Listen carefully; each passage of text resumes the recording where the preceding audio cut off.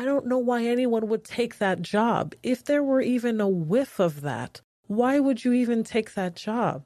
You'd never be able to stop fingers pointed at your back. Why would you take that job, number one? And number two, why would you prove them right? Thank you for tuning in to the Removing Barriers podcast. I'm Jay. And I'm MCG. And we're attempting to remove barriers so we can all have a clear view of the cross. This is episode 211 of the Removing Barriers podcast. And this is the 14th in the series of This World Has Gone Bonkers. And in this episode, we have lined up a number of news articles that we think show that this world is bonkers. Hi, this is Jay. MCG and I would like for you to help us remove barriers by going to removingbarriers.net and subscribing to receive all things removing barriers. If you'd like to take your efforts a bit further and help us keep the mics on, consider donating at removingbarriers.net/donate. Removing Barriers, a clear view of the cross. All right, Jay. Well, let's get into it. I'll start with an oldie but a goodie. All the way back to summer of 2025, where Whoopi claimed that black folks in the U.S. are treated just the same as women in Iran. Here is Whoopi on your favorite show, The One View. But let's just remember, too, the Iranians literally throw gay people off of buildings. They don't adhere to basic human rights. Listen, here's the thing. Let's not do that, because if we start with that, we have been known in this country to tie gay folks to the car. Where the Iranian regime is today in 2025 is nothing compared to the United States. Keep hanging black people. So it is not even the same. I couldn't step foot during this. Wait. That's not what you mean to say. It is the same. No, it's not. The year 2025 in the United States is nothing like if I step foot wearing this outfit in Toronto. I'm sorry. You know, this is going to be sexist, but the reason why they have these kind of argument on The One View. The name of the show is actually The View, but since they all have one view, is The One View. It's because it's all women. Sorry. Wait a minute. Go ahead, you can play more. I can't have my hair showing. I can't wear a skirt. I can't have my arms out. I'm telling you, I literally said it was up to the Iranian people. Yes, it is up to them. And that's why I am saying that it is the same. Murdering someone for their difference is not good, whoever does it. It's not good. So that's why I said you weren't saying what I heard was not what you meant. I think it's very different to live in the United States in 2025 than it is to live in Iran. Not if you're black. Not for everybody. Not if you're black. Guys, don't go to Tehran. Do not anyone at this table should go to Tehran. Let me tell you about being in this country. This is the greatest country in the world. But, yeah, I know that. And we all know that. But every day, we are worried. Do we have to be worried about our kids? Are our kids going to get shot because they're running through somebody's neighborhood? They are not big deals, and I don't mean to say they're not big deals to you, because that's not what I meant. And they are not doing well there either. They are not doing well in Iran. They are not educated. They cannot have property. They cannot leave states. I'm talking about here. Nobody wants to diminish the very real problems we have in this country. That is no one's intent. But I think it's important we remember there are places much darker than this country and people who deserve rights. Not everybody feels that way. Not everybody feels that way. Listen, I'm sorry. You know, when you think about the fact that we got the vote in 1965. Okay, they don't have free and fair elections in Iran. It's not even the same universe. They can't go out of their house. The women. You know what? There's no way I can make you understand. Let me try something. There's no way she can make her understand because what she's saying doesn't make sense. No, because Alyssa, I think that's her name, is Alyssa or Arissa or something like that. Mm-hmm. She's not black, so there's no way she's going to understand. There's nothing Whoopi can say to make her understand because it's blocked because of the color of her skin. There's no way she can understand that black people in the U.S. have it just as bad as Iranian women because she's white and Whoopi's black, and there's no way she can understand. I am exhausted just thinking of all of the emotional and mental energy it takes to constantly find things to be offended about. There's still more. It's like, try to reverse roles with a black person in this country, let's say, because I think that's what you're talking about. Yes. Just try to understand from their point of view. From that point of view, this country does not do them well, does not go for them. I completely acknowledge that. And we shouldn't compare atrocities. If you're talking about Iran, of course, is doing worse things, but relatively speaking, it feels bad. But I think you know that Iran is significantly I guess we're going to come back and talk. So when the argument is going to break, hey, Whoopi, I don't know why, if it was 1850 or 1825 and somehow Whoopi was able to make the argument, I'll probably give it to her. If it was 1925, I'll probably give it to her. Maybe. Let's be generous. Even 1965. Let's be generous, right? 60 years ago. Well, she's about that age, so I guess she never got out of that. But I don't know what her net worth is, but I can go out on a limb and say Whoopi is a multi-millionaire. Sure. Whoopi has been in movies and all these things since I know myself. And she has been on The View for several years. And I know for a fact that her salary is at least $5 million plus per year from The View. As a black woman, but yet black women in America is just as bad as Iranian women in Iran today. Oprah is one of the richest women in the world. America has the richest black people in the world. I don't get what Whoopi is coming from. And then Joy Behar come in and say, well, I'm black and I don't get it. Because I can guarantee you, even as a man, if you give me the opportunity to live in Iran as I live in the U.S., I'm going to live in the U.S. every day. Every single time. Anyways, there's one Wes Hunt. He's a Texan Republican House Representative. Here's his response to Whoopi. What do you think of Whoopi Goldberg saying it's worse to be a black person in America today than a woman in Iran? My district in the great state of Texas is actually a white majority district that President Trump would have won by 25 points. As I said, I'm a direct descendant of a slave. My great-great-grandfather was born on a Rosedown plantation. I am literally being judged not by the color of my skin, but by the content of my character. That's the progress because, like, a lot of white people had to vote for me. A lot. So I don't even ever want to hear Whoopi Goldberg's conversation about how it's worse to be black in America right now. That's a bit far. And my father, who's 75 years old, he was a man that was in the French quarters that had to go get a sandwich to the back door of the building. And his son is now a United States congressman in a white majority district in Texas as a Republican. That is America. I had a black man, black American. He's in his 80s, and he told me, growing up, he couldn't even look at a white person. They would walk across the street, especially if it's a white young woman as a black man. He's in his 80s. He said that his grandfather is in his 70s, and he remembered when he had to go to the back of a building. We're not talking about 75, 80 years ago. We're talking about 2025, where we have black and brown people sacrificing their life to come into this country illegally. For what? So they can be treated just the same as people in Iran? Why is it that people are not sacrificing their life to cross the border into Iran? Which might be a little bit easier because they don't have to deal with sea and ocean and all those things. Might just be a desert. I don't know. But anyways, I have a third clip from an Iranian woman responding to Whoopi. Let's ask somebody who actually does know what it's like to live under the Iranian regime.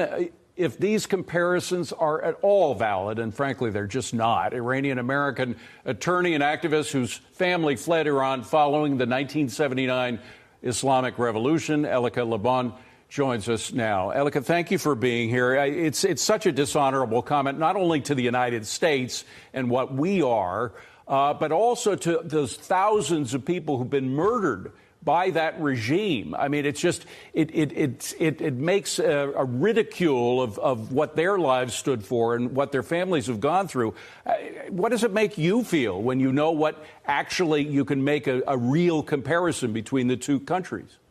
Before she gets in, this is what we get when black people in the U.S. continue to behave like they're still in slavery. When they have all the privileges and all the rights as anyone else in the country. As Dave Ramsey put it, if you do a certain number of things, if you graduate high school, if you wait until you're in your 20s to have your first kid, make sure you're married when you have that first kid, your likelihood of success in this country is 80-90%. If you just do those three things. Graduate high school, get married, have your first kid in your 20s. Your likelihood of success is like 80-90% in this country, if not more. What do we see in the black population? A high percentage not graduating high school, a high percentage having kids in the mid to late teens, and a high percentage not getting married. And that's not even just for the black population. That is for the population as a whole. The black population might be a little bit more high in numbers, but the problem is we're not taking people back to a foundation of the Word of God, of sex outside of a marriage is wrong, marriages between a man and a woman, the foundational stuff, the Judeo-Christian stuff that this country was founded upon. But we are dwelling upon something that has been abolished over 100 years ago and something that has not affected any black people, quite honestly, if you want to give it for the last 60 years, that it is the same as people in Iran. But anyway, I'll let this lady speak. What it really speaks to now more than anything else is this mass collective delusion that we are living in. We're living in a country that provides us so much safety, so much privilege, so much comfort that people don't even know what it's like to live in other parts of the world. And because, the world has been saturated with so much disinformation, this disinformation that was heightened particularly after October 7th, where there was this narrative that, these terrorists are just freedom fighters and they're not that bad. It normalized this idea that actually these regimes in other parts of the world are not that bad and maybe they're not even that different to the United States. Then you have people who are living in the lap of luxury saying things like living in the United States is exactly the same as living in Iran. Well, it's not anything like living in Iran because Iran, they are hanging people from cranes statistically once every 6 hours. Just 2 weeks ago, they amputated 2 people's arms because they were accused of theft. Did they have due process? Did they have fair trials? No, that does not exist under the Islamic regime in Iran. When protesters came out in the streets to protest against this regime, which is our unequivocal right under the Constitution in the United States, did they get met with the same treatment? No, they were shot to death and they had their eyes shot out as punishment. So my response is, how dare anybody compare the life that they're fortunate enough to live in the United States to what Iranian people are going through now and have been going through for the past 46 years. To what you say, Jay? I just want to apologize to everyone listening to this podcast on behalf of normal Black people in the country. Please don't take what Whoopi Goldberg says as the predominant Black thought, if there is such a thing, because Black people are not a monolith. I promise you, not a single Black person in this country, I'd even dare say in this planet, Besides Whoopi and Sonny, would prefer, I don't even think they would prefer, to live in Iran over the United States. Her claim is bogus on its face, and I'm not even sure why anyone gave her the time of day. But the fact that she was able to say that on national television demonstrates the greatness of this country, the freedom of speech that we have. We are free to speak our minds, even if we are completely wrong, and we are free to speak out against what she said. I am certain if she were in China and she said that about China, or if she were in Iran and said that about Iran, if she were in any other authoritarian country and said something against the country or against the leaders so publicly and with such malice, the outcome wouldn't be the same. I don't know what you say with malice, but I would say definitely that she's exercising her privilege to talk about her lack of privilege. Right. Anyways. And it has to be malicious for you to say something like that. That's just objectively untrue about the country that has been good to you. You're in the top 0.01% of Black people in the world when it comes to wealth, when it comes to your position, when it comes to your so-called privilege. And you still think that being Black in America is about the same as being a woman in Iran? I don't understand. Well, it's the same woman that said the Holocaust wasn't about race, because the only set of people or people group who have suffered because of the race must be African Americans. And even talk about the privilege, during the pandemic, Oprah, who is a billionaire, had a panel of, I think it was either 4 or 6 white ladies, and she told them that they all have privilege that she doesn't have. And I'm talking about a multi-billionaire. And the only reason why she claimed that they have privilege that she doesn't have is because she's Black. Anyways, your article, Jay. Yeah. Let's continue this trend of a Black celebrity complaining about non-existent issues. This is from People magazine. The title is Serena Williams Speaks Out After Finding Cotton Plant Decoration at a New York City hotel. She said, quote, "It doesn't feel great to see cotton being used as a decoration." I know I said this in the podcast already, but I need to say it again. Imagine how exhausting it is to walk around your entire life looking for things to be offended about, looking for things that are so-called microaggressions. Here, the article says, Serena Williams spoke out after noticing a questionable decoration at a New York City hotel. Williams, 43, took to social media. She took to social media with this, with a video of the decor, a vase holding a cotton plant on a table in the hallway, and asked her followers for their thoughts about the display. All right, everyone, how do we feel about cotton as a decoration? Personally, for me, it doesn't feel great, Williams said in her Instagram stories on September 25th. In a second post, the tennis star is speaking to the camera and holding a piece of the cotton used in the decoration. Williams tells viewers, "It feels like nail polish remover cotton," and touches it before cringing and exiting the frame. Her trip to New York included an appearance at a Skims event in support of her appearance in the brand's film Bodies at Work, which promotes their new collaboration with Nike. So she and a bunch of other celebrities are meeting in New York City in order to promote the Skims brand, which I think is a Kardashian brand for like undergarments for women or shaping garments for women. And they're all a part of the new campaign where Skims and Nike are working together alongside Serena Williams. And she's in there, in that hotel room, participating at the highest levels of wealth, of luxury, of capitalism. You've got these two big companies working together to promote a new product and make even more money. But she has to find time to complain about a decoration in her room, of it being the cotton plant. I just don't understand it. She never had to pick cotton a day in her life. Neither did her mother, neither did her grandfather, and I'm sure her great-grandfather didn't either. Probably her great-great-grandfather had to pick cotton, I guess, if you wanted to quantify it. I'm not quite sure that her grandfather didn't, but go ahead. How old is she? 43? Yeah, so, her grandfather would have been probably late 1800s, so 1890s. Born? I would assume, yeah. How old is her dad?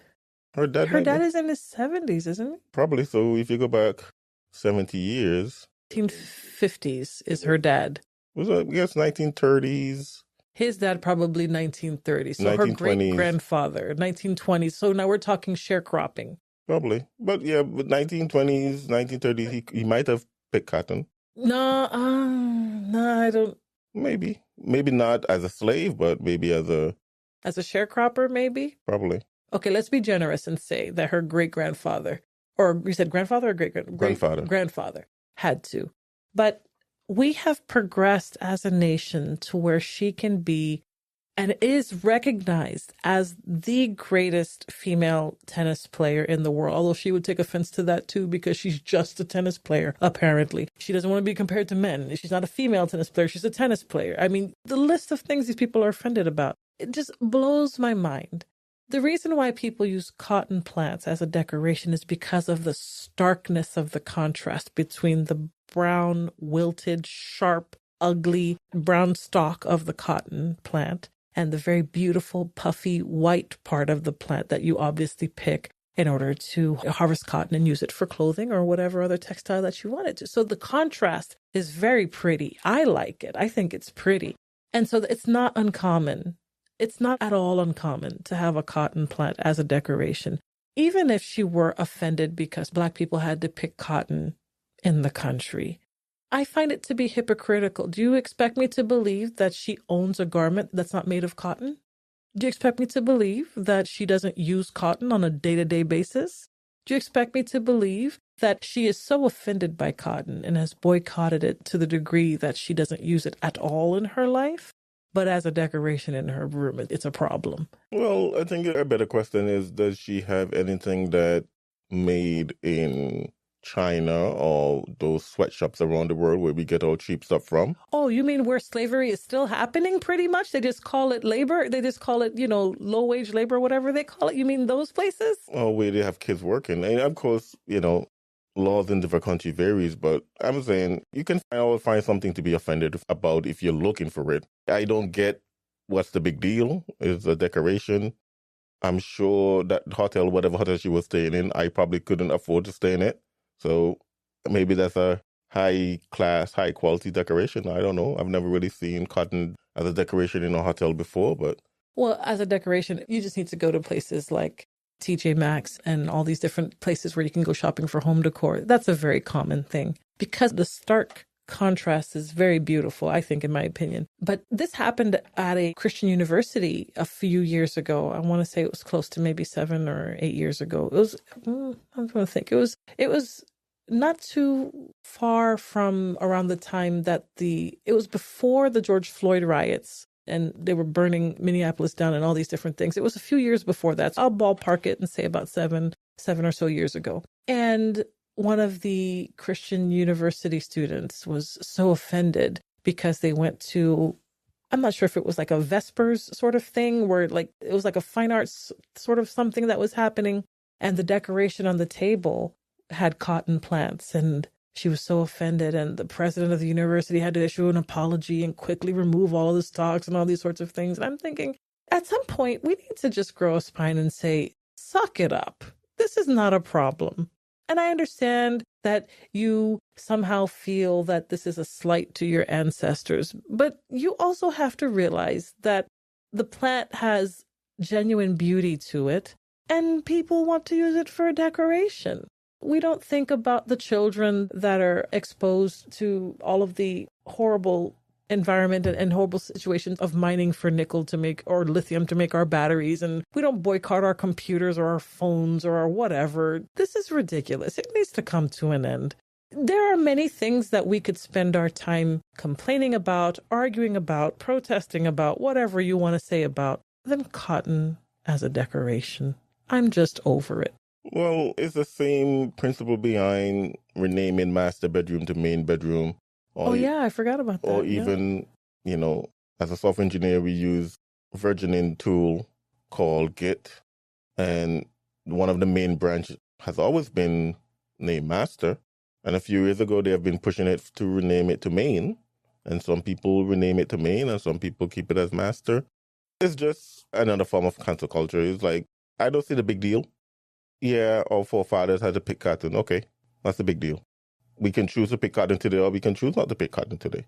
Or we can choose to participate in these multi-million-dollar collaborations between two huge mega corporations and make uber amounts of money and continue our luxurious life while still complaining about a cotton plant. This is the same woman who told the world that she took GLP-1 medications in order to lose weight, so that she can start the process of normalizing the use of that poison to encourage women to... I wouldn't call it poison, but go ahead. Okay. You're a lot more generous and a lot more magnanimous than I am. But this is the same one using her influence and her power to influence women to take medication that has not been fully studied for the extent of the side effects and the resulting effects, encouraging women to do those things to their bodies so that they can, look like her. This is an insecurity that so many women have, what their bodies look like. This is the same woman using her power to influence women to use this medication. The medication, by the way, that she either owns in part or is heavily invested in. Yeah, but I don't see how this is connected to the cotton. So what I'm saying is she has a significant platform. Maybe I'm not saying it well. Okay. Yes, she has a significant platform. She influences. It's not that she can influence. She does influence millions of people. Millions of them are Black. Millions of them are women.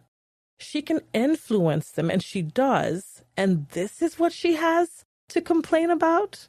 So she's constantly encouraging and edging people toward a persistent state of victimhood, encouraging them to do things to themselves, for themselves, are not the best. So I guess you could say that my ultimate point is, why do we care what she has to say?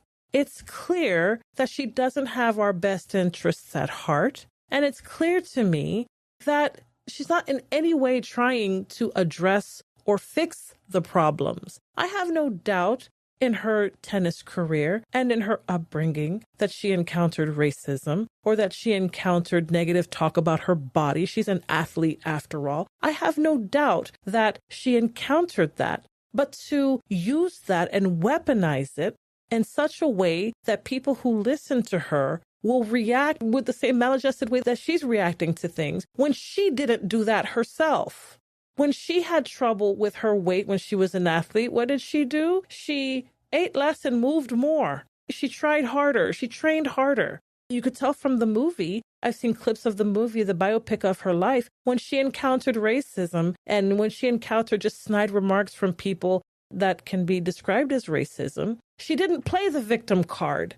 She worked harder and blew everyone out of the water so that everyone knew that she was the best. So why all of a sudden this victimhood?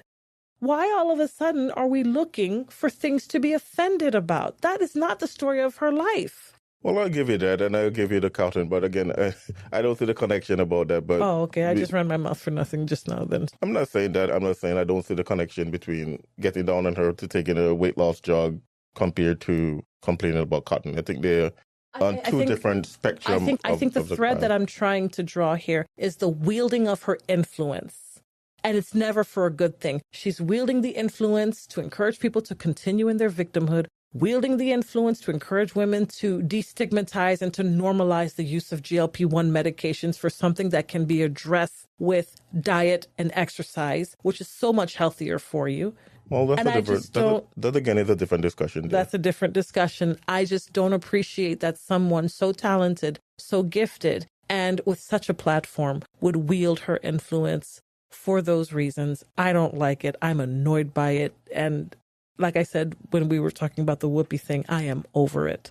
Well, as I said, I'll give you, get down on her for the cotton issue. That's petty. That's her putting stuff out there that shouldn't be, but I don't see how the other stuff fit in. But anyway, let's go into a break and then we'll come back on the other side with some more Bonkers articles. We'll be right back.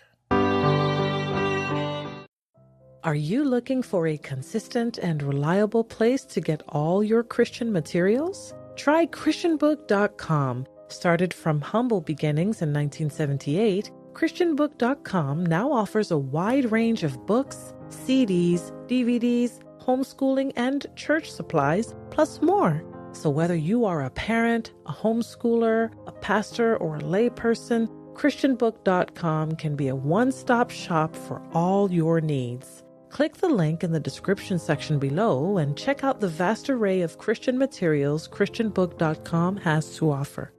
All right, I'll go to my next article. This is from the New York Post, and this is back in the summer again. Amy Coney Barrett rips Ketanji Brown Jackson over dissent in birthright citizen case.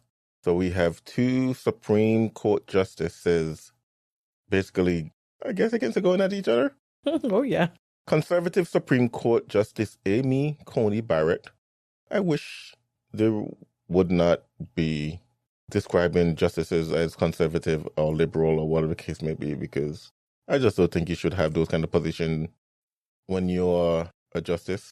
It should be the Constitution, it should be the law, and not your political leaning. Well, anyway, my 2 cents. Conservative Supreme Court Justice Amy Coney Barrett stunned veteran bench watchers Friday on a blunt takedown of liberal Justice Ketanji Brown Jackson extreme dissent in the landmark Birthright Citizen case in which a Supreme Court curtailed lower courts' use of universal injunction. So basically, we had an issue in this country where a federal judge will issue a nationwide injunction saying, President Trump, you can't do this, you can't do that. And if you understand how the justice system works, at least the federal justice system works in this country, each, what do you call them? I can't remember the proper term for it, but each sister unit has a certain number of states that they are over. And they can put an injunction in, and that will affect only those states. And what a lot of judges have been doing, especially the ones who, quote unquote, disagree with President Trump, instead of just having an injunction that will affect the set of states that they are over, district or whatever they call them, they will give it nationwide. So this went to the Supreme Court, and this is what they're discussing here. So I continue reading. We will not dwell on Justice Jackson's argument, which is at odds with more than 2 centuries' worth of precedent, not to mention the Constitution itself, wrote Barrett, the court's second newest justice, in a jaw-dropping rebuke of her colleague, the newest justice. She continues, we observe only this. Justice Jackson decries an imperial executive while embracing an imperial judiciary. So basically, she's saying, hey, you're complaining that Trump is a dictator, and you don't want him to be a dictator, but you want to be a dictator. Barrett had authored the majority opinion in the case, the most consequential on the docket this term, which gave President Trump a major win by limiting the power of district judges to block his actions. Liberal Justice Sonia Sotomayor penned the main dissent for the left flank of the High Court, which Jackson joined. But Jackson also wrote a concurring dissent that featured a heavy fixation on the potential practical ramification of the 6-3 decision rather than grounding her argument in legal theory. It is not difficult to predict how this all ends. Eventually, executive power will become completely uncontainable, and our beloved constitutional republic will be no more, Jackson dramatically fret at one point. Quite unlike a rule of a king governing system in a rule of law regime, nearly every act of government may be challenged by an appeal to law, Jackson wrote elsewhere. At the very least, I lament that the majority is so caught up in minutiae of the government's self-serving, finger-pointing argument that it misses the plot. Jackson even went so far as to dismiss the question of whether universal injunction were provided for by the Judiciary Act of 1789 as legalese.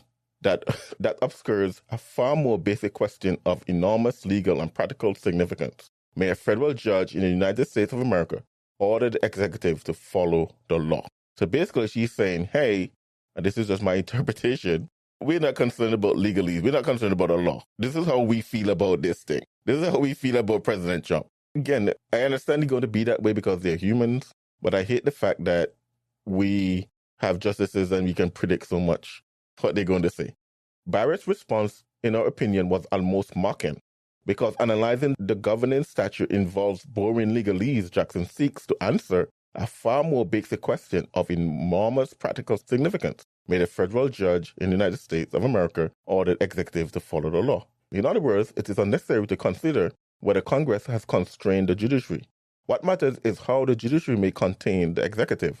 Justice Jackson would do well to heed her own admonition. Everyone from the president on down is bound by the law, Barrett continues. That goes to judges too.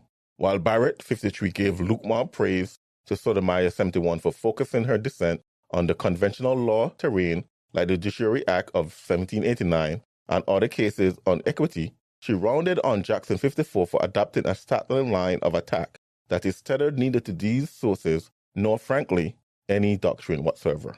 Waving away the attention to the limits on the judiciary power as a mind-numbing technical query, she offers a vision of the judicial role that would make even the most ardent defender of the judicial supremacy blush, Barrett wrote. Meanwhile, Jackson opted not to conclude her opinion with a common phrase, I dissent, or, respectfully, I dissent, in an apparent sign of her fury at her colleague's ruling. It is not something that we see every day. Republican Iowa Attorney General Brenda Byrd told the Post about Barrett's jabs. though Bird stressed that Barrett confined her critique to legal differences rather than personal attacks. Other commentators were more scathing. This is about as brutal as I ever seen SCOTUS be one to another. Attorney Cotes Morez wrote an X in response to Barrett's imperial judiciary quote. Translate, "You are so stupid that you ain't even worth responding to."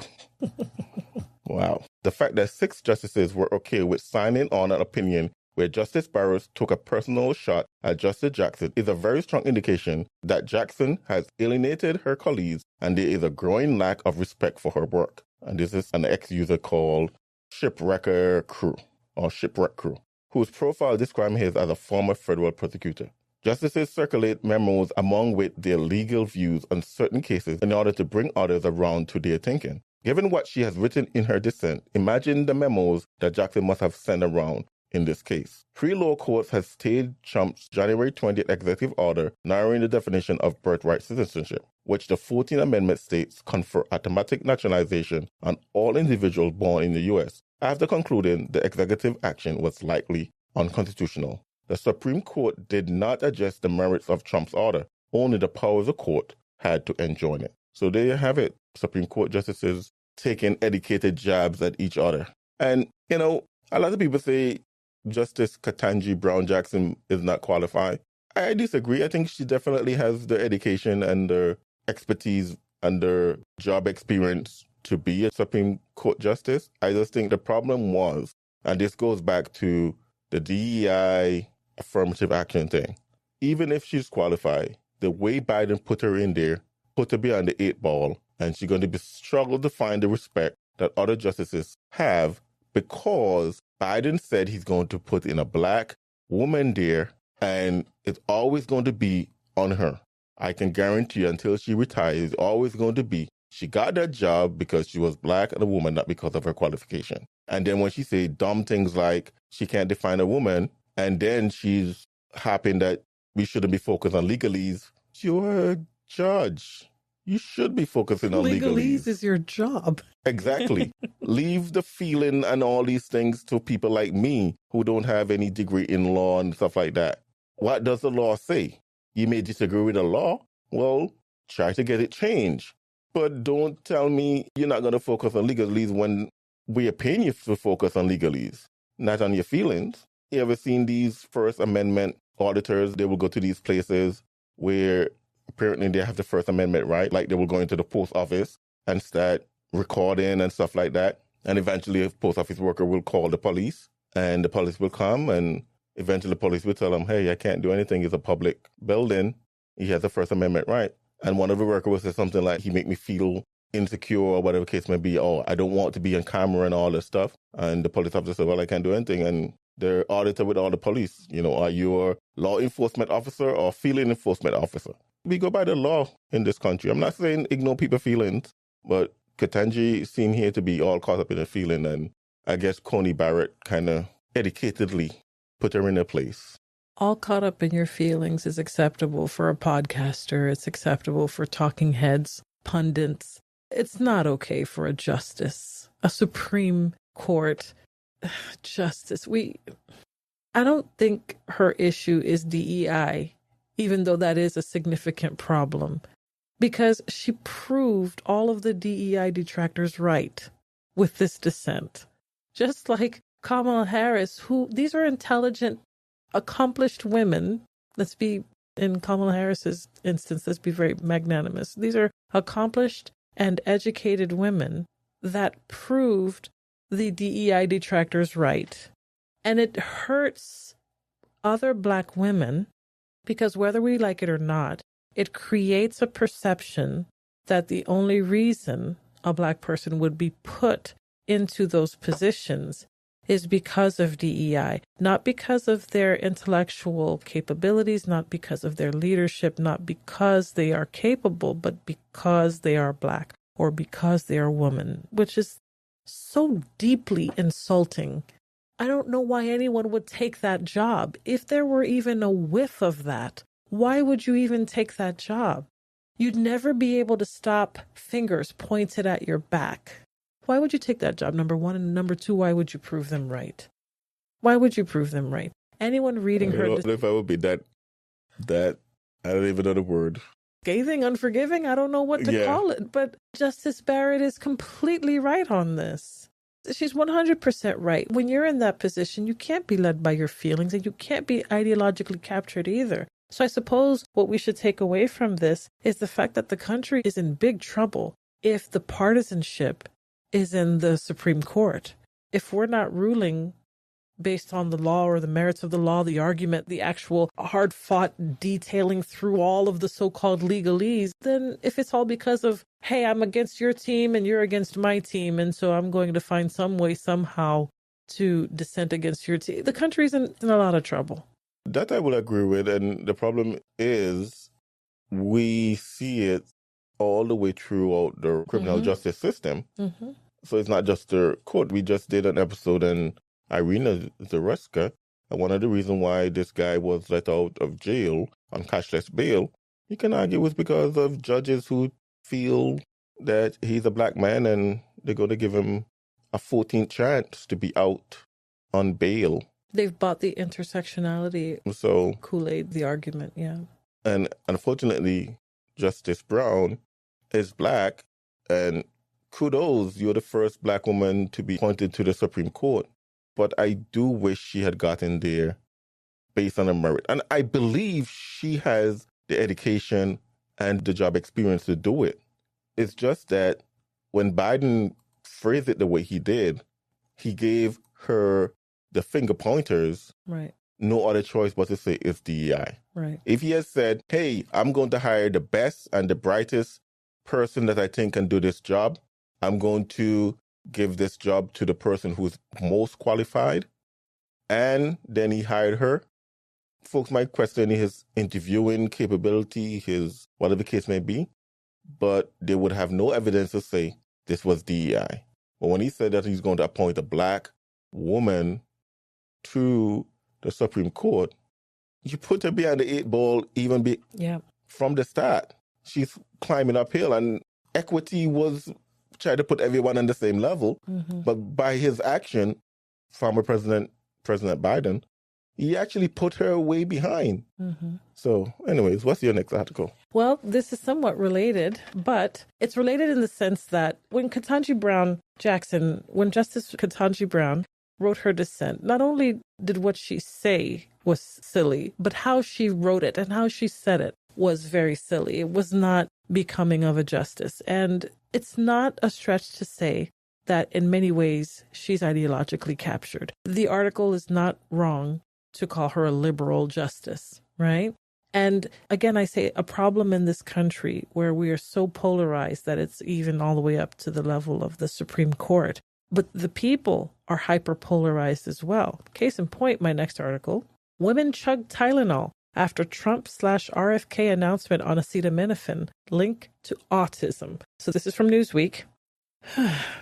Pregnant women have been posting videos on social media platforms of themselves taking Tylenol after President Donald Trump said on Monday that there was a link between the use of the pain and fever reliever during pregnancy and autism spectrum disorder. A number of women posting the video said that they would not take medical advice from the president as he did not have a medical degree, something doctors themselves have also said. And it goes on to editorialize about why that matters. So we have women taking to social media and filming themselves taking Tylenol or any version of acetaminophen in order to defy Trump, to stick it to Trump, to stick it to RFK. The level of ideological capture, or in this case, Trump derangement syndrome, to put your baby at risk for something that was newly discovered. And as we'll talk about, not really newly discovered, but just because Trump said it or someone in his cabinet said it, you automatically oppose it and you automatically go 180 degrees the other way. The reason why this is such an issue is because the link between acetaminophen and autism or ADHD and any other of these disorders did not just happen in 2025. This is actually research that is I don't want to say several decades, but at least 7 to 10 years old. This is not the first time this has been an issue. In fact, it was reported during Biden's administration that there is a study that has some very worrying proof or at least reason to be concerned that Tylenol, or I should say acetaminophen, because Tylenol is just a brand name for acetaminophen. I should just say acetaminophen, that there's a link between that drug and ADHD and autism. I'm reading from a scientific article here from the National Library of Medicine, the National Center for Biotechnology Information. And the title of this paper is Acetaminophen's Role in Autism and ADHD, a Mitochondrial Perspective. So these are biochemists and doctors and science people. I don't even pretend to be a science person, but these are qualified people raising the alarm about the link between the drug and the disorders way back when, back in 2003.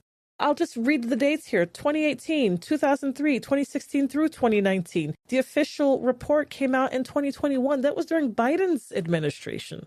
Biden was president at that time. I didn't see anybody taken to social media to chug Tylenol on purpose when it came out during Biden's administration. Here, I'll go ahead and read it. 1 in 36 children are identified with autism in 2020, a 22% increase from 2018, and a 98% increase from 2010. Simultaneously, ADHD diagnoses increased 36% from 2003 to 2016 to 2019.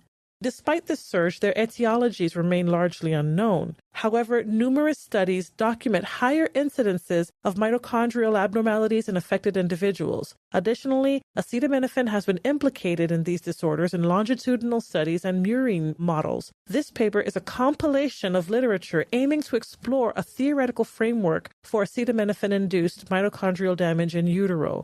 It focuses on a toxic metabolite of acetaminophen, and I'm just going to shorten the scientific name. It gives a long scientific name, but it's shortened to NAPQ1, and its role in neuroinflammation. Based on our findings, we recommend further research studying fetal mitochondria after maternal acetaminophen usage. These are the so-called doctors. Okay, let me go back. I say so-called doctors because one of the women in the video that took to TikTok to take acetaminophen on purpose just because RFK said there might be a problem, just because it's Trump, she said, well, this is me taking a Tylenol for my headache because I am not going to listen to someone who does not have a medical degree and who was hooked on heroin for 14 years and who had a brain infection. And I'm just going to listen to the experts. Thank you very much. Well, the experts have been saying this long before RFK went up there and said what he had to say. They were saying that during Biden's administration. They were saying that before his administration, that there is a cause to increase or at least to look at the link between the drug and the disorders. Because RFK said it, but because Trump said it, we're going to have a problem. This reminds me of the women who just ostensibly decided that they were going to take the morning after pill. This is after Roe was overturned.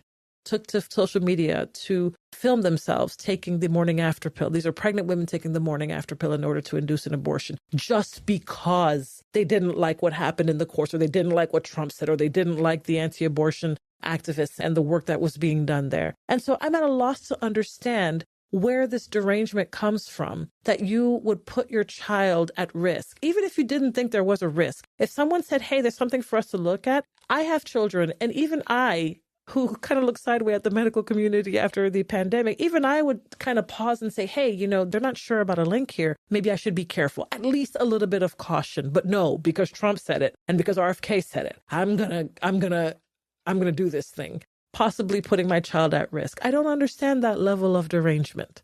All right, so I'm going to stick up for the ladies a little bit. Okay, let's go. I, too, will not take medical advice from someone who doesn't have a medical degree. So in terms of Donald Trump, I would not go to Donald Trump for medical advice, nor would I ask him for medical advice, nor would I listen to him if he talks about medical stuff. The same is true for RFK. Even though he's the head of the Human and Health Services department in this country, I would not take health advice from him neither. However, it is utterly ridiculous for you to go and take medicine that you potentially don't need just because someone tells you not to take it. It's a defiance, but it's a defiance rooted in stupidity. Because if I don't need Tylenol, why am I going to take Tylenol? Just because Donald Trump say, hey, this might be causing autism in your kids. I don't know what the cause of autism I'm not smart enough to talk about any of the what will cause it, what doesn't cause it, and all that stuff. To me, that doesn't even matter. I would just encourage these ladies, go and talk to your doctor, go and talk to your OBGYN and whoever else that can give you clear medical advice on these things. But I will say, though, don't take any medicine because someone tell you not to take it. So because if Donald Trump go on TV, and I can guarantee if Donald Trump to go on TV and tell people not to eat rat poison, they're going to be a set of the population who's going to decide they're going to eat rat poison. Oh, goodness. It's absolutely absurd. Dumb. The reaction is absolutely dumb. However, I can agree with them that don't take advice from people who don't have medical degrees. Fine. However, I also would advise you, and most doctors probably would say this too, don't take medical advice from Dr. Google neither. Because a lot of us go to Dr. Google and all of a sudden we diagnose ourselves with many illness that we don't have. However, this has always been the case, at least since Donald Trump. Yeah. I remember on the debate stage, Kamala Harris was asked a question about the COVID vaccine. And she said, well, at least let me pull it up.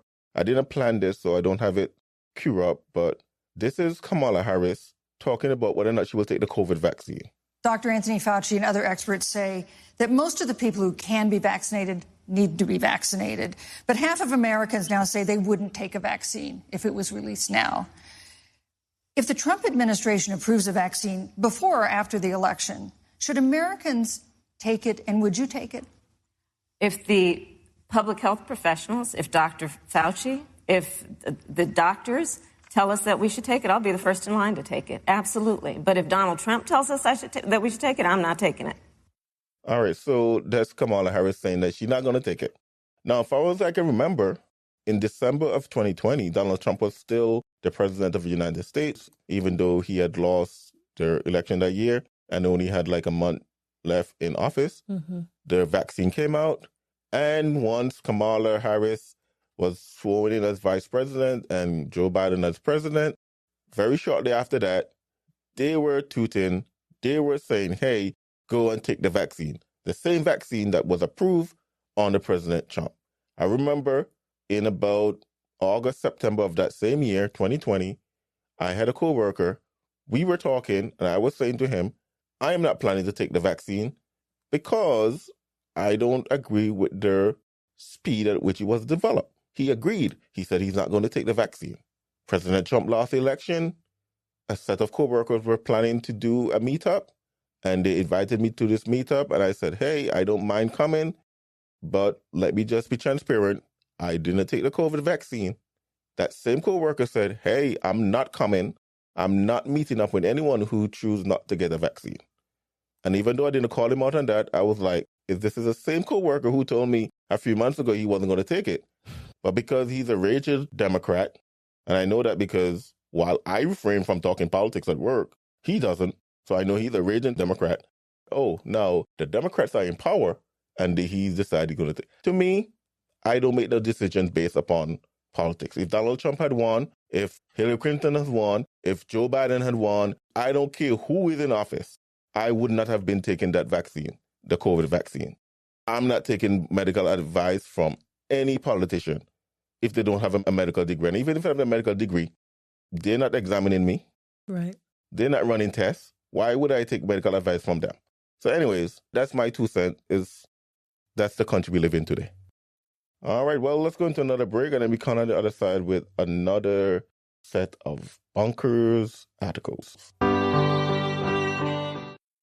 Are you looking for a consistent and reliable place to get all your Christian materials? Try ChristianBook.com. Started from humble beginnings in 1978, ChristianBook.com now offers a wide range of books, CDs, DVDs, homeschooling, and church supplies, plus more. So whether you are a parent, a homeschooler, a pastor, or a layperson, ChristianBook.com can be a one-stop shop for all your needs. Click the link in the description section below and check out the vast array of Christian materials ChristianBook.com has to offer. All right, Jay. Well, let me go into my last Bonkers article.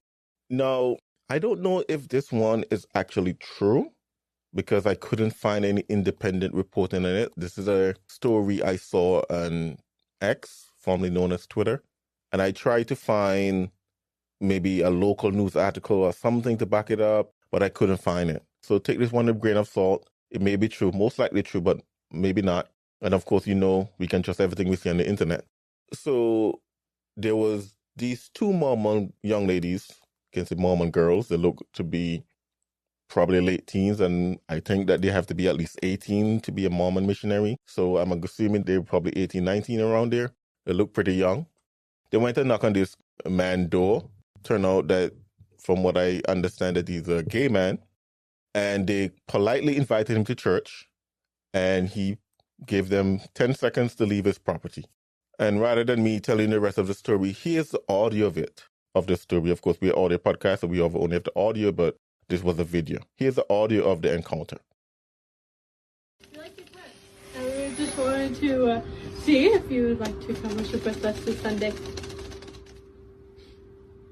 Would you like to come to church with us? Would y'all like to get off of this property in about 10 seconds flat? Yeah. Okay. Yeah. Okay. Have a good one. Run, don't walk. So at that very point, when he asked them if they would like to come off of this property in 10 seconds flat, they immediately nodded their head. I think they said thank you, and they turned and left. Mm-hmm. This is what this guy did afterwards. Oh, run. Hershey, get back here. That's not fast enough. That's not fast enough. That ain't fast enough, ladies. Go. I said go. I said go. Go. Go, go. Go, go. Go. Run. Run, run. Pray about it. Pray about it. So he shot at them? With a BB gun. Still. So apparently, again, as I said, and the video shows this, that they immediately turned and left. According to him, you hear from the audio, they weren't going fast enough, even though they were walking. And he told them, hey, don't walk, run. And when they weren't starting to run, he fired a BB gun. And again, it didn't look like he was pointing the BB gun at them. It looked like he was pointing them straight ahead, and they were to his left, and he was pointing straight ahead and pulling the trigger. And they started running a little bit after that. But again, I couldn't find any news articles on this, but that annoys me. That made me upset because I go knock on doors a lot. Again, I don't agree with the Mormon message, but that's not even important. Mm-hmm. They exercising the First Amendment right that they have. The Supreme Court has ruled over and over and over again that Christians have the right to go and knock on someone's door. What you don't have the right to is to pull a gun, whether it's a BB gun or not, and fire it at people who are not being of any threat to you. Again, I'm no lawyer. I'm no police officer. I can speak for my county. I personally asked a police officer in my county that I know pretty well, what's the BB gun laws in the county? Mm-hmm. He said to me, it is the same as a real gun. Wow. So if you point it at somebody or you put someone in fear of their life, you can be charged just as if it was a real gun. What this guy did was assault. Absolutely. And I hated that I can't find any more information on this. But I would be happy if this guy was arrested and charged, prosecuted, and sent in jail for what he did to these young ladies. They were doing something that is legal for them to do. Mm-hmm. When he asked them to leave their property, they left right away. Apparently, they weren't going fast enough. It's not like they were, dragging their feet. They were just walking. Right. They were young ladies in long skirts. How fast do you want them to run or walk? This annoys me because we just saw a prominent Christian assassinated and stuff like that. Right. This, and of course, this happened before that, but it just rubbed me the wrong way to see someone would do something like that for people that are being non-violent, non-confrontational, simply inviting you to church. Only thing you have to say, no. Have a good day. They leave. Even if you slam the door in their faces, that would be preferable to what he did. They left right away, and you pull a BB gun on them. Anyways, wow. I'll leave it there. What's your... I don't even want to talk about my third one after that because it doesn't mean anything in light of what those girls had to face at the door. I definitely take that to heart too because we're out witnessing every week. And anyhow, that's awful. I just have a silly article here about PETA, a new ism. It's called speciesism, whatever it's called. It's silly and it's ridiculous. So they want to police our language. so that we have what's new? Stop using anti-animal language. So instead of kill birds with one stone, say feed 2 birds with 1 scone. Instead of be the guinea pig, say be the test tube. Instead of beat a dead horse, say feed a fed horse.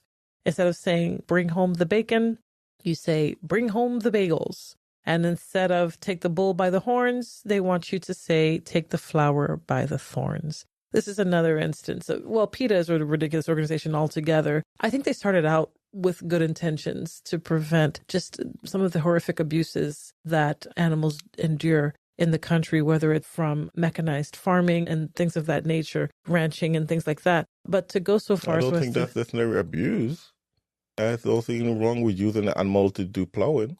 No, PETA originally was against the killing of animals to an exaggerated degree purely for vanity things like, killing a bird just for its feathers. Like literally not even for meat, not even for sustenance, just for its feathers. Or when you look at the animals that are mass produced, a lot of the workers abuse the animals, picking them up and slamming them against the, just being cruel to the animals for no apparent reason. PETA used to be sensible and be against those kinds of things, but now it's gotten to the point where we're expected to elevate these animals to the level of worship. And even our speech can't be contrary to these animals, which I think is completely ridiculous. I just thought it was funny because they came up with a new ism. We had racism, we had ageism, we had sexism, we had all these other isms. They came up with another one. This is called speciesism. And I just thought it was ridiculous. It was worthy of a mention. And so I threw that in there. But man, I don't even feel like I want to talk about that after that whole Mormon BB gun attack. That's just absolutely insane. And there needs to be follow-up. There needs to be something. He needs to be charged and he needs to face justice for that. That's horrible. Sorry, I know that we were bouncing back and forth between articles there, but go ahead. Well, let me kill 2 birds with 1 stone and say that. Hey, excuse me. It's feed 2 birds with 1 scone. I don't know if that BB gun stuff is true because he was dumb enough to upload that video himself because that video was taken from maybe a Ring camera or something. And he seemed like it was somewhat of a rural area. So I don't know. I don't know if it's true, but I think it is. But I couldn't find any independent source to back that up. Mm-hmm. And 2, you know what? I'll give PETA this. I prefer that they challenge that speech than rather to tell me to use pregnant person or, birthing person or whatever the case may be. I prefer people who breastfeed. Right. I prefer that I use PETA language than to use this politically correct language that they have been forcing on us all along. Of course, I'm not going to be using PETA language, but if I had to choose between one or the other, I prefer avoid using this language towards animals, as long as I can continue saying father and mother and those things that the left has been trying to censor for years now. So I'll give PETA that. Okay. Yeah, I think that's fair. All right. I think that's fair. Dishonorable What are your dishonorable mentions? All right. Dishonorable mentions. Well, I have 2 dishonorable mentions. One is Virginia high school staff arranged students' abortion, and get this, without parental consent. And of course, this happened where? Fairfax County. Oh my goodness. One of the largest school county in the nation. So this honorable mention, I'm going to read it, but that's one out there. And also in New York, there is, let me kind of just pull this up. Well, I don't have it, but it's safe injection sites. This is in New York. And basically, I think this is like some kind of park or something, someplace in East Harlem. Mm-hmm. And, this safe injection site where folks can go and get clean needles and jugs and they can shoot themselves up. Well, apparently, there people that live around the area has now been, how do I put this at PG-11, is that these people will come to these sites, get their jugs and get their clean needles and get high, and then they will participate in actions that should only be taking place in the bedroom in broad daylight in front of everybody, all the neighbors could see, because, of course, they're high on whatever drugs they get in because it's safe, and all of a sudden, one neighbor described it as a free porno show. Basically, that these men and women just engage in public activity at these sites because... Wait, what? Because of the drugs or because... it's a free site that the government of New York City is giving them clean needles and drugs or whatever the case may be. So they can come to this place and shoot up and inject themselves with these drugs. And once the drugs are in, and once they get high and whatever the case may be, anything take place, and guess a majority of them decide to start performing certain activities with each other in broad daylight at those sites. So this honorable mention, this world has definitely gone bonkers. Oh, goodness. Well, speaking of the world going bonkers, my dishonorable mention would be referring to a particular person who I think has gone bonkers. Candace Owens, I believe, has recently gone bonkers. Maybe I just was blind to it all this time and she was bonkers all along, but it just seems to me recently she's gone completely off the deep end. She's recently been making allegations.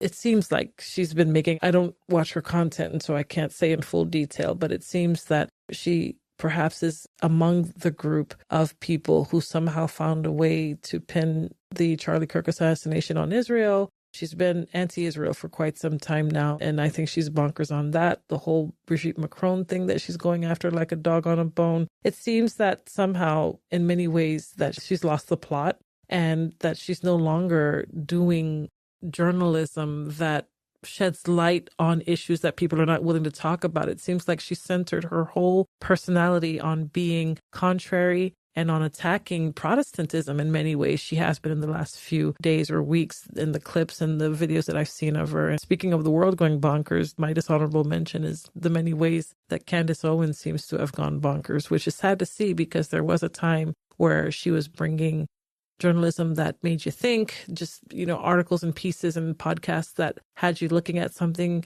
to have you question the official narrative in a conducive way, in a productive way. Sadly, all of that seems to be gone, and she seems to have gone bonkers. That's my dishonorable mention there. Yeah, I don't know what to say about Candace Owens. I would do say this, though.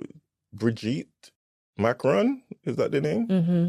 The French First Lady is suing her in courts in the U.S. for claiming that she is actually a transgender woman. Mm-hmm. And it came out lately that Brigitte is going to provide photographic and genetic or biological evidence that she's a woman. Now, oh my word. What exactly she's going to provide? The article said that she's going to have pictures of when she was pregnant with her kids, but I don't know exactly what the genetic or biological evidence is going to be. Is it going to be a blood sample? Is it going to be whatever the case may be, where lawyers and doctors can independently prove that she's XX and not XY? I guess we'll see. I haven't really followed Candace Owens in a while, again, just because I would say since she, maybe shortly before she left Daily Wire or was let go from Daily Wire, she kind of went off the rails a little bit. I don't know if I would put it that way. She's definitely doing something right because she has millions and millions of subscribers on YouTube and followers. So she's definitely doing something right. But the last episode I think I watched in full was her very first episode that she did on YouTube when she came back after being fired from Daily Wire. I haven't looked at any other episode in the complete narrative sense. I've seen her on the Piers Morgan show, Uncensored show and stuff like that. There's still some stuff that she said that makes sense, or whatever the case may be. Yeah. But this Brigitte Macron stuff is the one that I'm like, I didn't watch the documentary because it come across me as the gossip section of the newspaper. Mm-hmm. I don't read that stuff. I don't care about that stuff. Mm-hmm. I don't care about French politics, so to speak. Most Americans don't even understand French politics. So I don't really get into that. And even if Brigitte is a man who have transitioned into a woman, quote unquote, in today's world, who cares? I don't get why that's important to her as an American. If it was in the UK, and I know she married a UK citizen and she's interested in what politics in the UK, I can say, okay. But this is in France. I don't know of her having any connection to France. I could be wrong. Maybe her husband does. I don't know. But I don't know what the fixation is. I will say, though, I hope Brigitte win the case. But I guess it has to be proven that she's a woman. And if you have to prove that she's a woman, the question, which is unfortunately we're going to have to ask, what definition of a woman are they going to use? Let's say if we ask Justice Brown, they can't say. But let's say Candace is right. Let's say Candace is right, that she is a trans woman. Mm-hmm. What definition of woman are they going to use in the court will determine whether Candace is right or wrong. If the court determines that a woman is anybody who identifies as a woman, Candace is going to lose. If the court say, well, a woman is adult female with XX chromosomes, in my belief, Candace is still going to lose because I don't think Brigitte is a transgender woman. I don't know. And quite honestly, I don't really care. But it will be interesting. The one good thing that might come out of this, is that for the first time, at least I think it will be the first time, in a U.S. court, we will get a definition of a woman. Because I don't think... Some good will come out of it after all. So I don't think that has happened in the U.S. yet. I know earlier this year, 2025, the British Supreme Court came out with a definition of a woman because of what was happening in Scotland. And they define a woman basically as an adult female with XX chromosome. So at least in the UK, they have a solid legal definition of what a woman is. I don't think that has come to the courts in the US yet. So if there's one good thing that's going to come out of it, at least the courts in the US are going to have to be forced, at least this particular court in this particular district that she's being sued in, will be forced to define a woman. I don't know what state, and I don't know what district that Brigitte filed her lawsuit in. If I'm a betting guy, I would guess it's probably in California. And who knows what they're going to say over there as a woman. I don't know. But any which way, it seems like Brigitte is going to win this case, bearing the fact that I believe she's a biological woman. But I don't know. And again, I just don't understand why she had to go over it, but whatever the case may be, she obviously doing something right because she has way more followers and way more subscribers and way it's a bigger platform than we even have. So we don't even close. So anyways, that would be my 2 cents on that. Yeah. All right, I'll close with this article from the Christian Post. And it's just something that's interesting, sobering for us in the West compared to someone in the East. So Pakistan allows Christian women to remove Islam as a religion in years-long battle over ID cards. So this woman has an ID card, and then the ID card, we don't necessarily do this in the West. At least we don't do it in the U.S. I don't know of any country in the West that does this. I could be wrong. But many Asian countries in the East, when you get your ID card, your religion is stated on there. So this is a Pakistani woman who converted to Christianity and has been fighting the courts trying to get her ID updated from Islam to Christianity. Wow. Not a big deal here in the West, but I can see why it is in Asia and over there in the East. Lahore, Pakistan. In a rare development, a high court in Pakistan ordered the government to issue a new identity card reflecting a woman's conversion from Islam to Christianity. The woman, whose name is being withheld for security reasons, renounced Islam and married a Christian man 15 years ago. Attorney Lazar Allah Raha said that for years she had repeatedly tried to get her faith designation corrected on her national identity record, but officials at the National Database and Registration Authority, NADRA, defiantly refused. She converted to Christianity in January 2009 and married a Christian man 4 months later. The couple have 5 children and have resided in South Punjab since they were married, he said. After her efforts to get a new identity card failed, the woman sought help from the advocacy organization Christian Solidarity International, which put her in contact with Raqqa. I'm sure I'm saying that incorrectly, but I'll go on. A Christian attorney known for taking up sensitive cases pertaining to religious freedom in Pakistan. He filed a petition to Lahore High Court submitting that she had converted to Christianity of her own free will and married a Christian man in a ceremony officiated by a pastor.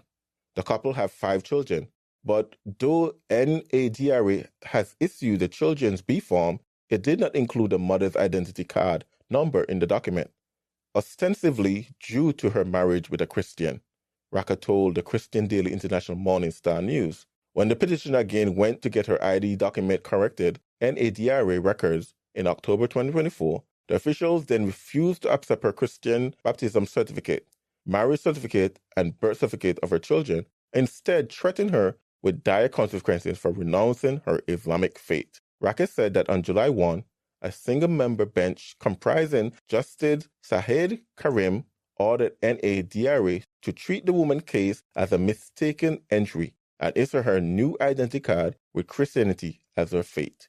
NADRA denials to issue an adult woman her identity card with her new faith was clear violation of Article 20 of the Constitution of Pakistan, which guarantees every citizen the right to profess, practice, and propagate their religion, he said.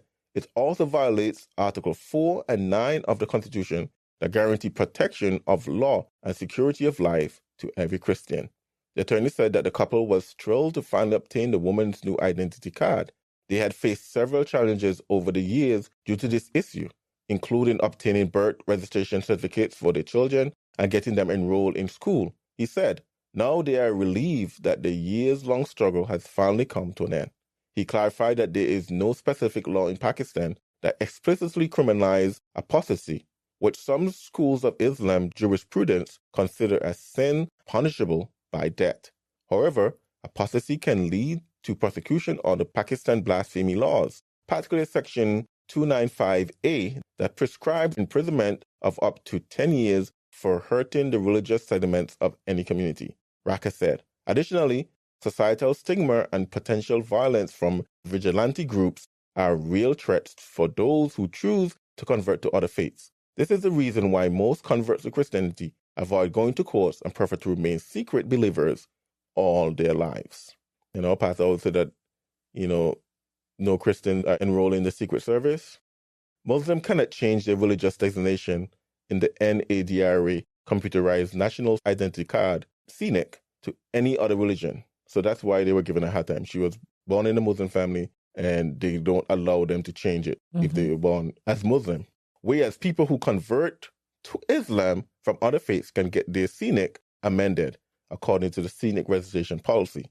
The policy states, however, that any mistakes by applicants to state their religion correctly due to illiteracy may be handled in the office under a fault category. So that's what they end up going around saying, okay, use it as a fault, as a mistake, and correct it. Pakistan is ranked number 8 on Open Doors 2025 World Watch List of the most difficult place to be a Christian.